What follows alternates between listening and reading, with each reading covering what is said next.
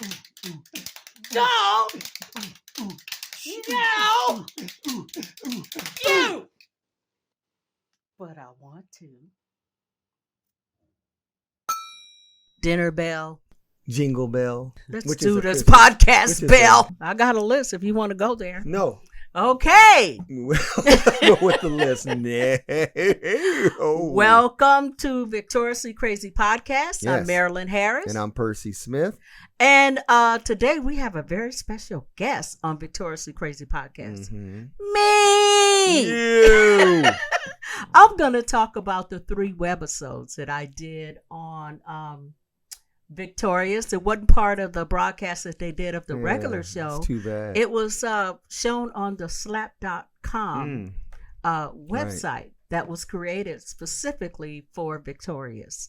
And they weren't all shot at once. They were shot at various times. Thank goodness. But they all had the funny and the crazy. Should I just jump right in, Bennett? Is there anything you want to add before I do this? Well, I just want to mention we're going to add the links in the description if people haven't seen them, because if you're new to Victorious, I mean, we've talked before about how so many new Victorious fans have come about since it originally aired, and TheSlap.com is no longer active. So yes, the clips are on YouTube. We're going to link those in the description of the podcast. So wherever you're listening or watching, if you don't quite know what we're talking about, I suggest that you watch those, then come back to Victoriously Crazy so that you can kind of understand, unless you want to get really crazy and listen to us talk and not know what we're talking about. You could do that. But I recommend you watch the videos. You're like reading a book before you go see the movie. Exactly. I don't exactly remember what order these webisodes was filmed, but in my mind, I'm thinking the first one was Andre's grandma sends crazy text messages or something like that. That's kind of what the title is. I'm an old lady. It was a long time ago, but I remember doing the acting on it, and it was a lot of fun. It was still at the Nickelodeon studio on Sunset, and they just kind of had a little corner set up when they wanted to do anything regarding the slap.com webisodes. The pay was the same, but the day was a whole lot shorter. Yeah. When I came in to shoot, they showed me the set. It was kind of set up like it was in Hollywood's Arts music room. You would see a drum set to one side. Leon, who was playing Andre, he starts it off alone. He says, my grandma has been sending me some crazy text messages. He's like, poor guy. He's always putting up with his crazy grandma. Yeah. So he's not going to ignore the text messages. So he probably had quite a time reading them and responding to them. So he decides to bring her in front of camera and talk about the text messages and what was going on with her. So the first one that he reads is, there's a burglar or there's someone in my refrigerator. Now let's just visualize that. A whole person in your refrigerator. That's crazy. Yeah, depending on how long they've been in there. The real question is, does the light stay on or go off? It goes off. You know what? You're so brilliant. It does. You really are. Because if you open a refrigerator really fast, you can see the light come on. True. So. But if you squeeze your whole adult body in there, you might hit that light and turn it off. Yeah, it's possible. Yeah. So, because I think if the light was on when it's closed, it would keep the food warmer than you have set. Yeah. With the warmer than the setting. And there's no reason for the light to be on because you're not observing what's inside. True. But that's a bad burglar, if you're going to go in the fridge. But that's her crazy mind. Yeah, that's right. So he goes on to the next text. He didn't even address that and ask why, because he saw what happened with us. You go down Crazy Lane, then you turn left on Insane Avenue, and before you know it, you're on Psychotic Boulevard. And we don't have time for that. You're on full Psychotic Boulevard.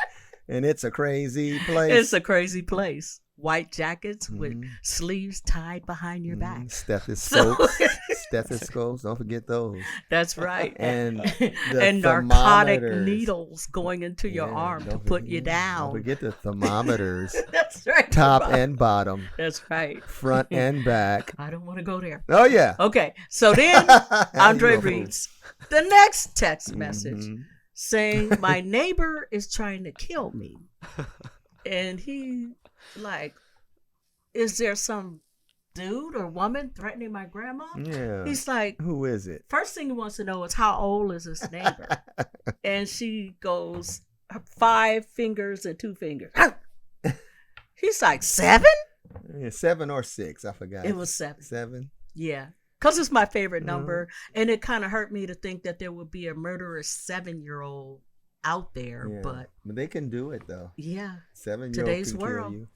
They start early. And they get angry and they have no control. They haven't learned their motor control. That's true. So if you know a 6.5-year-old, be very nice. Be very nice to them. Because Psycho clicks in at 7. 7. That's right. Oh, yeah. So he's like, how, somehow he got to the question about, she said something about he had a knife. And he said, you took the knife away from him? Do you have the knife? And she goes, yeah. And she reaches down and digs around in her purse. She comes up with a red plastic knife. And she slaps it right out of his hand. Yeah, when he grabbed the knife. And he goes, ow! That's my favorite part. I kind of think that was the end of that webisode. I think he asked her another question. For some reason, I can't remember. I guess I'm stuck on that red knife. I can't seem to get past that. But if you look at it, you'll know. This is an incentive for you to access that link and look at that episode. Yeah. Because I do have 2 more to discuss, so you won't get cheated by me not knowing. But she jumps up and she goes to leave, and he kind of snatches her and says, oh, come back. That happened at some point. I think it was before the hand slap. Because she got mad that he didn't believe that it was a 7-year-old trying to kill her, if I remember correctly. And see, I'm I watched this last night and I can't remember. I can't exactly remember. I just feel like it was anticlimactic because she kind of just left and he was like, okay. Yeah. And it's just another day with grandma, right? Like this would just happen on a regular basis. Yeah. And this is the normal life in the Harris household. Exactly. Or not at home, wherever they were. It looked like the janitor's closet. I'm not sure. It was somewhere not at their house. And I'll tell you why I know for sure. If you listen closely, you can hear tires screeching. She ran and jumped in her car and hightailed it out of there. Just like at sleepover. At Psychowitz. She drives fast when she's mad. Oh. Yeah. She jumped. I didn't notice that until last night. Yeah. Is that really that happened, huh? Yeah. You could hear tires. You could hear. That wasn't grandma's feet, right? Might have been running and had to slow down before you hit the door. Yeah, maybe she stopped suddenly because a 7-year-old was standing out there. Terrified of the little midget. Yeah. She's like, oh no, there he is. And he's got a white knife this time. Because he don't care if blood shows or not. That's right, because she ratted him out. And also, that's probably the only knife left, That's right. That's right. So that's the end of that webisode. I'm sure you learned nothing. But yeah, probably nothing, except that children can be dangerous. Especially if they carry around a red plastic knife. Yeah. Stay away from them. Stay away from them. It was red. I don't know. I'm just going to go to this one because I think it's funny. It probably is in order. The Mahjong episode. Oh, yeah. Yeah, I know. I thought you were. And the fact that you could play it, I thought that, oh, man, she's all right. She's okay. Well, she's crazy, but she's real good at things in different areas. So for some reason, this episode is, I believe it's called Andre's Grandma Plays Mahjong or something, but she never plays it. And if you see the webisode, you'll understand why. But Andre decides to do a video where she's explaining the game Mahjong and how to play it. But they're doing it in a space that's right next door to a driving school. So there's going to be some horn honking and stuff like that going on. So they sit at the table. They got the tiles all neatly lined up in front of her and in front of him. And he says, okay, this is the game Mahjong. You want to explain it? She's extremely nervous. Of course. About being there. But the only reason she's there is because he promised her a hamburger from Good Burgers. Yeah, with cheese. Yeah, because she made that clear. Remember, she wants cheese on her burger. Doggone right. Yeah, I think that was after the first table flip or whatever flip. So she goes, her hands like, this is a towel, and then maybe you could do the horn, and then you go, and it goes. She flips the table, all the tiles go flying everywhere. She goes screaming. Her hands are all over her head. She's screaming. She's going straight up towards the camera and out of the scene. Grandma, there's nothing to be afraid of. Yeah, Grandma was cooking too. But by then she was like down the block. She was flying, man. That was amazing how fast you flew off that table. Yeah. I had on flats, baby. And they actually had me practice running. When they did the wardrobe, they wanted a shirt that was colorful with long sleeves that were kind of frilly, kind of floppy like. So it would have that effect as I was flopping my hands over my head. And I had on flats, so it was easy for me to run and that type of thing. And the director did say I just, don't run back and forth like she usually does. He just run towards the camera and out of scene. Mm-hmm. But he left it up to me how I wanted to run. So I figured since she was crazy, and she heard that horn, she probably figured something was coming for her. So she's got her hands all over her head, waving around in case some asteroid or something came down on her or something. Those asteroids. Yeah, those asteroids will get you. She's a nut. Yeah. She did that 3 times. And so the second time it started off the exact same way. This is a tile. And what you do is you go. He forgot the horn. This is, we'll start over. This is the tile. Mesmerized. I know. And you pick it up, and what you do is, and there she goes. She's gone. Screaming. I'm not going to scream because I don't want to break my mic. She screams, hands over the head, but she flips the table first, and them tiles go flying like little tiny square softballs. Yeah, just imagine a person that had to reset the table. It's like, they didn't mind. They were laughing the whole time. But I'm such a good actress. I tried to put character into my table flips. I flipped from the left. I flipped from the right. Oh, so it was your choice. Okay. It was all on me. And, I tried, I set a little target for myself, and I said, let's see how far this table can go this time. Yeah, it was kind of fun. They were laughing so hard. It encouraged me to put more character into my flip. Mm-hmm. Dig it. Yeah, it made me a better actress. It was funny, man. Really. I had to wonder if there was ever any concern that if you flipped it so hard, it would actually hit Leon, depending on the direction you went. Like, I guess it wasn't a stunt or anything. It was always directed away from him, but he's a big boy. So he can take it. Take cover, dude. We fall, we get back up. That's right. You know what the scene involves. No harm, no foul, no blood, no ambulance. So you're okay. And if you look at it, that's a good question. I'm going to look at it again to see if he covered his eyes. Yeah, because you kind of lose attention to him. Yeah, because I was concentrating on what I had to do. But I knew he would take care of himself. He knew the script. He knew what was coming. Yeah, but a natural reaction is when somebody, I don't care if you know they're going to do it, when they flip a table or they're something, shocked. They're still like, kind of like jump away. Like, dang, she's real good at table flipping. Look at that and check it and see what he's doing. There's a reason to revisit that webisode. Now we got a reason to visit the second one as well. Yeah. Because it was a lot of flipping going on, and a lot of flipping going on. Yeah. And then he at some point she asked about lunch. She got nerve to ask about lunch, and she hasn't done anything but flip tables. That's hard work. She like, where's lunch? That's right. Yeah, man, Grandma got to eat. And he's like, it's coming. And she's like, I want cheese on my good burger. Good burger. So she liked cheese on her good burger. He's like, we can make that happen. And actually, we had a good burger in California. It's good. Yeah, it was in, what was that area? Harbor City. Yeah. A place called Harbor City. They had an actual good burger restaurant. And we had to check it out. Yeah. It was good. It was good. Yeah. And I'm just now remembering at some point, he kind of patted her hand and said, There's a driving school next door. You don't have to worry about anything if you hear a horn, okay, Grandma? And instead of her saying, "Oh, thank you, grandson, I appreciate that," she said, "Don't talk to me like I'm a child." Okay. She went off on him. Yeah, she would try to find all kind of reasons to go off. I think it made her feel better. She just liked flipping that table.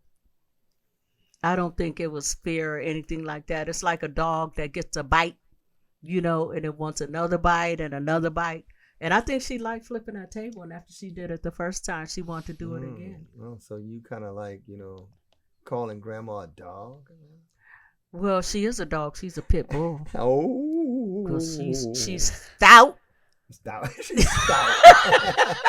And she's angry. Yeah. And quick. Man, you were quick, man. It's amazing how fast you moved out of the scene. It was beautiful, really. Yeah, that was acting. You should have like a gazelle. Yes, right. Yeah, you should have ran track, man. You'd have been really good. Yeah. If they had to put a muffin on a stick in front of me, I probably would have won every race. Here we go with every race. Again. So, yeah, that was 3 table flips. 3 table flips. In the end, he just frustrated and he just turns off the camera, if I'm remembering correctly. My favorite one was when he's sitting in the chair. "Grandma, there's nothing to be afraid of." He's stomping his foot sitting down. I'm like... This is a meme from that second episode that people have on the internet. Oh, that's it? Oh, I love that. Watch your mouth. I forgot about that. She said that to him, too. Yeah. As well as "Don't touch my skin." I think that came up in that episode, too. Oh, yeah. Yeah. Watch your mouth. Because he got a little smart with her because he was tired of telling her, stop reacting to that horn. Yeah, Grandma doesn't like to be told to stop. She doesn't. He wanted to get to Mahjong and she wanted to get to her hamburger. Good burger. So they had a conflict. I think the webisodes, you had more dialogue than like most of the actual episodes because so much of the beginning of Victorious in your character was so much fear that you could barely even get any words out. It's like you think about the pilot where you're just like, you're shaking and shivering and you're in the seat in the auditorium and then Wi-Fi in the sky, you punch the computer. It's a lot of action, right? And you have lines, but with the webisode, you're actually holding a conversation with Andre. I feel like there was more of that going on with the slap than the actual episodes. You're exactly right. Yeah, I think they wanted to put more meat into Grandma so and a glimpse into their. Yeah, I'm sorry, honey. No. A glimpse into her relationship with her grandson. Because she does have this nervous condition, but she's willing to try to do a video with him when he asks. At least she tried. Yeah. You know what I mean? Because he asked her and she tried to do it, but there was a horn, That messed it all up. That messed up everything. And she was trying to explain her text messages and the one we just explained. But he wasn't listening. He didn't pay attention to that little red knife she showed him. She slapped it out of his hand and said, "I'm out of here," So it's it showed that she loves her grandson. She has a relationship with him. Yeah. She wants to explain herself, and what's going on with her. And he was trying to explain her through the webisodes. That's why he was doing them with her.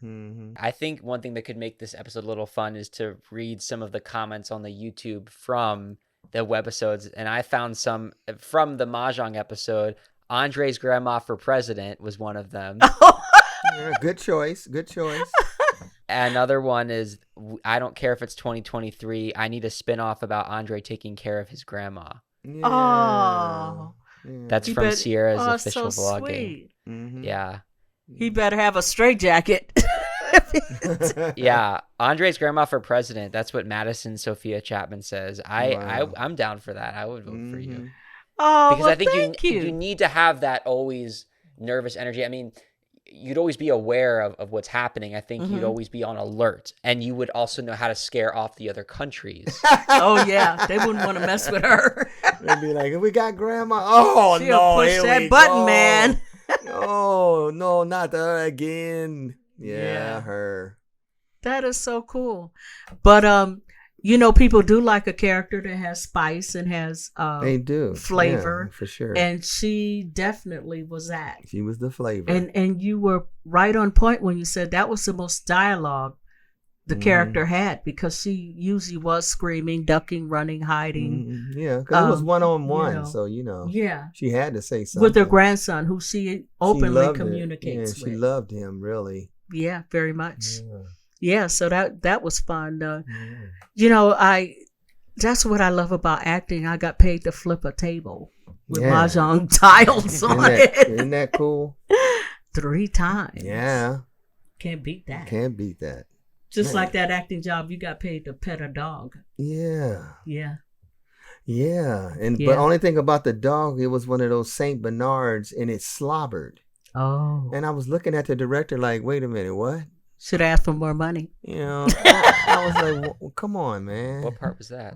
You know, it was a Purina shoot I did, and they had all kind of dogs and cats, and they had me petting a Saint Bernard that had slobber dripping out of his side of his mouth, and it was it was disgusting, man. And then he went to lunch. Just kidding. It didn't stop me from eating. Shoot, man, you kidding? Okay, so let's even get though to it's the on third. tape. Yeah, no, I didn't say that. Just act like you're a politician. I didn't say that. Yeah, then they play okay. the replay, and he's saying it and like it wasn't me. That's not me. It wasn't me. It wasn't me. No. Oh yeah, like the song. It wasn't me. Look at Bennett. Just a lover. Oh, look at Bennett. You know that? I love it. Yeah. Oh, come on, we man. sure do. Okay, am I going to get to this third one? The third. What is it? I can't remember now. The man. Beverly Jones interview. Oh, you were Rex. Thank you. Thank you so much. That Bennett. was funny. Now, the weird thing about Victorious is my name is Marilyn Harris. Well, Smith. I act under my maiden name. My name is Marilyn Harris. The character I play is named Charlotte Harris. And so they had Beverly Jones. They decided to have Rex have his own talk show. I think he had a whole different name other than Rex, though, on that talk show. Christopher Kane. There you go. That's why I need you, dude. That's why I need you. Yeah. And he's sitting in a regular chair with his little self with a glass of apple juice, which I really kind of think was Hennessy. But a little Henny. Yeah, a little Henny. Yeah, he did. Without Matthew. Because he was like mocking Beverly Jones, who plays Charlotte Harris. And he's going to question her because she's on a talk show like a podcasting person. You know, how you doing? And she screams an answer or something like that. And he's like, why are you so nervous on this show? And she screams, I don't know. You know, or something. If I'm remembering correctly. She says, I don't know. And then he looks at the camera. He's like, she's an extremely nervous person. So, you know, let's have a little fun with it. Let's say this. I may be saying this out of order, but this is what kind of happened on the show. He's talking with her, and all of it he says, oh my. And she's like, what? What is it? He said, there's a huge cockroach on you. Yeah, on your shoulder. And she started patting down like a baseball manager. Pow, pow, pow, pow. Yeah, you know, a little did pranker. I get it? Where is it? Where is it? Did I get it? And it was, I don't know if they sped it up. I don't remember doing it that fast, but I may have because I'm not good at actress. Oh, here we go. But it was crazy looking. I was laughing like I wasn't the one that acted that out. And then he says, oh, I was just kidding. That was a joke. And she says, I don't like that joke. Yeah. She flips into her crazy. She was mad. Yeah, but that's what he wanted. That's what he wanted. He didn't care. He wanted you to see the real Beverly Jones. And then he says, where are you from? And she says, a little town in Wisconsin, I believe she said. Something like that. And he says, boo. And I think I did get out of order. I think he asked her that first, and then he says boo. And when he says boo, she just freaks out. She jumps up, she screams, and she starts running. Just because he goes boo. Not screaming boo, just a regular boo. And she goes running and screaming and all that. She runs off the set, and he says to one of the crew, I think Mike or somebody, bring her back, please. Bring her back. Could you bring her back, please? you know, because he had that little accent thing or whatever. And he brings her back and he places her in a chair and she's all nervous and stuff, you know. Yeah, who was the guy that put you in the chair? Mike Karen? Yeah. Oh, it was Mike. Okay. Okay. Yeah. Wait, can you tell me about Mike? He seems so cool. He is cool. He is cool. I meet him. He was very gentle when he put me in the chair.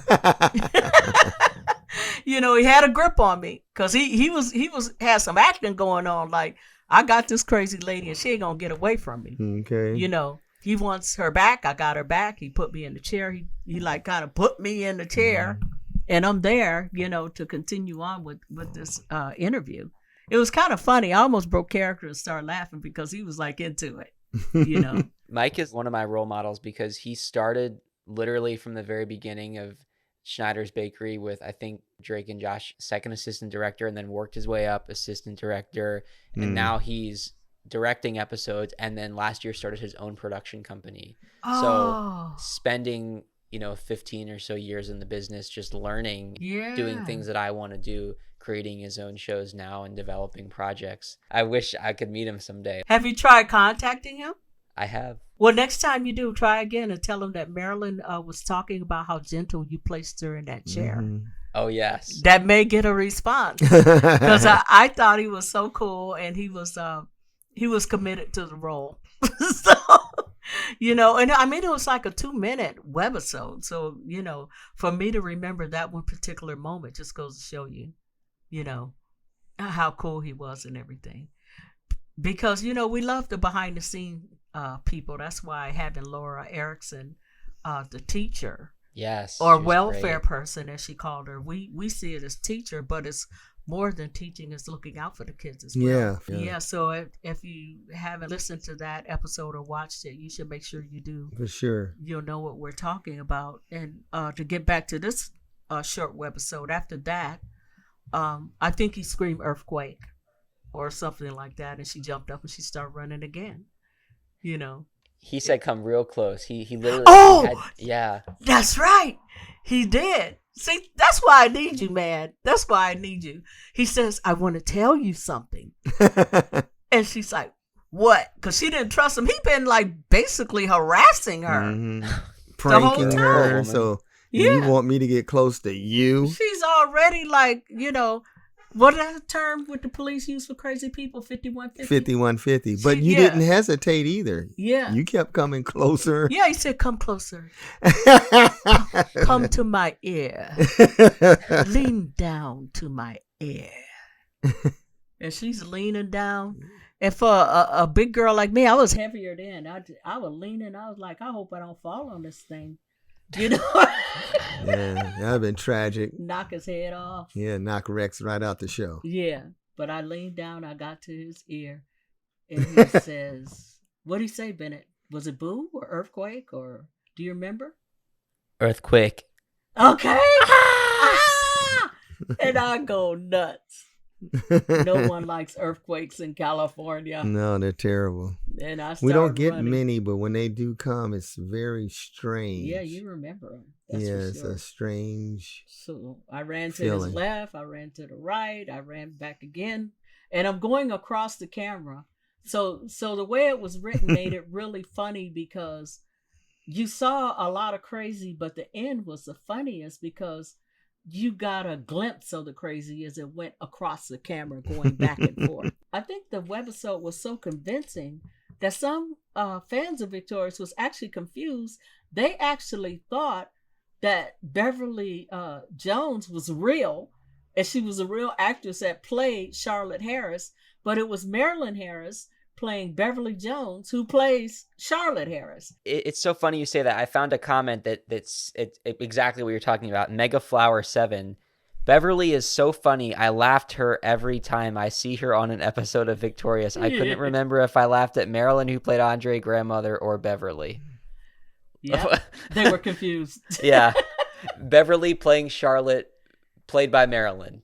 Yes. Yeah. That was it. And here's you and Mike in the corner.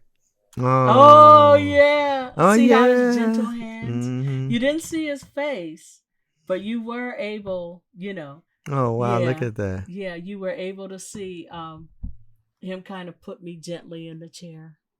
Yeah, he didn't want to disrupt you. Yeah, he did what Christopher Kane did. He got me, wrangled me down, and brought me back. Yeah. Do you remember acting with the doll? Because Matt Bennett explained to us that in most of the Victorious episodes, Adam Tate, who's the dialogue coach in Victorious, would read the lines. Was he there? Or was someone else reading the lines? Because it's, it's not a real puppet, so there's someone else probably on the set reading. Do you remember that? What it was like? Was there someone else on set reading Christopher's or Rex's lines? I'm gonna tell you something that might freak you out. I thought that the doll was a real little person. I mean, it was so realistic. I don't know where the voice was, but the way they had the mouth kind of moving, I was just so focused on the acting part. It just felt like he was a real person sitting in that chair. I didn't see anybody behind that chair. I don't know how they did it. If it was, but see, props are geniuses. They're geniuses. They could have had a little button or something they were using to make the mouth move with a microphone inside. Or they could have had a hole in the chair and somebody reached through his back from the hole in the chair. Because they do that on Sesame Street. You never really see the operator of the puppetry. Yeah. So, but the way it was set up with the set and everything, you had to go up some steps, to get to the set. So it's very likely that the chair somebody had a hole, was, and someone was underneath there doing the mechanics and whatever, because it had a glass in its hand and it actually shook the glass with the ice. Yeah. If you watch it again, it shakes that Hennessy. And I mean, the head is moving and the mouth and the lips, and it was genius the way they did it. And it was once I got so into the character, the physicality of it and all that, I wasn't really thinking about him. I was thinking about where I was stepping as far as the running, back and forth, and then, running out of camera range like I left the set, and then being placed back into the chair, and then pounding myself because I thought it was a big cockroach on me. There was a lot of different elements to it, but they squeezed a lot into those few minutes. Do you remember doing like a lot of takes, or was it usually just a oneers? How did that go? The running was a lot of takes. They wanted it to be spontaneous as far as how I reacted to the bug on me and him saying boo and all that kind of stuff. But with the running, I think I kind of vaguely remember they did have me actually come towards the camera, but they didn't use that. I think they thought it was funnier just to see me go in and out of side frame, to side, going back and forth. Yeah, but so the running, I did a more than one take of the running, but other than that, it was pretty straightforward. And would it be a quiet set as opposed to the regular scenes of regular episodes where you have all the crew members? Would it just be like a select small group of people that were filming the scenes, or? It would be the second one, a select small group of people filming it. It wouldn't even be any executives there to watch what we're doing. And I think that's because there were no children involved. When there's children involved in filming, there's watchful eyes everywhere, looking to make sure, except for the one with Leon, the two that I did with him, it was even less people there. I think they already knew what was going to happen, what was going on. It wasn't anything dicey or anything, going on. It was just like more focused on the crazy and him trying to deal with it. Seeing Andre's grandma play Mahjong makes me think it'd be interesting to actually see her in social settings with people. Obviously, she doesn't leave the house, but like having her go to a group of other ladies or people in her age group, like playing Mahjong or just doing something and trying to socialize and get along, and end up probably screaming at them and scaring them off. Yeah. You're like having her like try out a assisted living place. Yeah. With other people and see how that works out. They'd probably say if she comes in, I'm out. Well, Andre, maybe that'd be an interesting episode because Andre is looking for the relief, I mean, it probably would end with like a deeper meaning of like, he misses her, he misses living with her, kind of like The Bad Roommate, where like he realized couldn't create without her. By the way, the consistency of the webisode with Beverly Jones, when she said she was from Wisconsin, when you filmed Tori Fixes Beck and Jade, which I know we're going to talk about later in the podcast, there was a moment where you asked a character where they're from, and you said, I'm from Wisconsin. Yeah. Well, that's how good a writer Dan is. He just, the continuity and, being consistent about the character and what he's revealing about the character is like following a path. And just like you would notice if I said a different state, so would all the fans. They're diehard fans that know everything. It's like stats for a sports player. And you have to be true to your character and you have to be consistent. I mean, that's it about the webisodes. Mm-hmm. It was condensed funny. It was fun to film. Physical as always, but it's just hilarious. Very funny. Do we want to talk about our crossover happening next week? Oh, you mean the crazy iCarly character that we're going to be? Oh, yeah. iCarly crossover. Well, we talked about the webisodes, and iCarly, they had a web show, so maybe it's kind of fitting that we bring in somebody crazy from a show that's very close to Victorious. I mean, they filmed on the same set. They had their own crossover iParty with Victorious, and I mean, we're not telling you who it is yet, but in a week you get to meet our victoriously crazy iCarly guest. Yeah, that'll be fun. Cool. Because we like crazy. Some might even say psycho. I think that might have given it away. If the diehard fans can figure it out. Our act out today is going to be interesting. I have a box of Kleenex. And I'll just be like, what are you doing?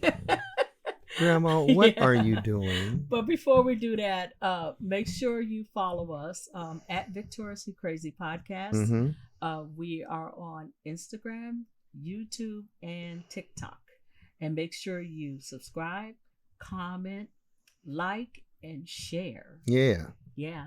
And if you want to flip a table with Mahjong tiles on it, try to copy my technique, watch that webisode. All right. So Percy will slide out. And roll. Grandma, what are you doing with that Kleenex?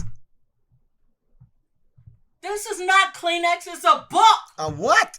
A book. You see the page? Oh, here we go. It's a book. And I want to read it. It has no writing on. It's a book on Mahjong.